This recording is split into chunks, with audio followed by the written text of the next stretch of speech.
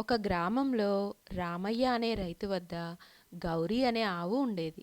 గౌరీ ఒకరోజు ఆహారం కోసం వెతుకుతూ అడవిలోకి వెళ్తుంది. గౌరీ వెళ్తుండగా అక్కడికి ఆకలితో ఉన్న పులి ఆహారం కోసం వెతుకుతూ ఉంది. పులి గౌరీ ముందుకు వచ్చి, నాకు చాలా ఆకలిగా ఉంది, నేను నిన్ను తినేస్తాను. గౌరీ భయంతో పరుగుపెట్టింది. పులిరాజా, నీకు ఆకలిగా ఉందని నాకు తెలుసు, కానీ నా ఇంట్లో చిన్న పిల్లలున్నారు. వారు నా కోసం ఎదురు చూస్తున్నారు.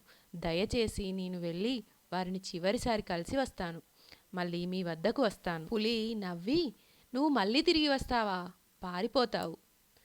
నేను మీకు మాట ఇస్తున్నాను, తప్పకుండా వస్తాను, నన్ను నమ్మండి అంటుంది గౌరీ. సరే, వెళ్ళిరా. వస్తే మంచిదే, లేకపోతే నీ పిల్లలను నేను ఆహారంగా తీసుకుంటానని పులి అంటుంది.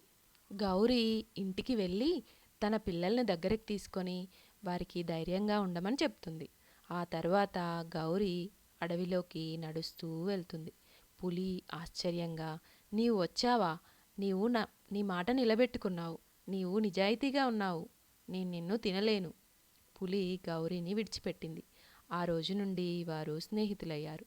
నిజాయితీ మరియు దయ వలన కఠినమైన హృదయం కూడా మారుతుంది.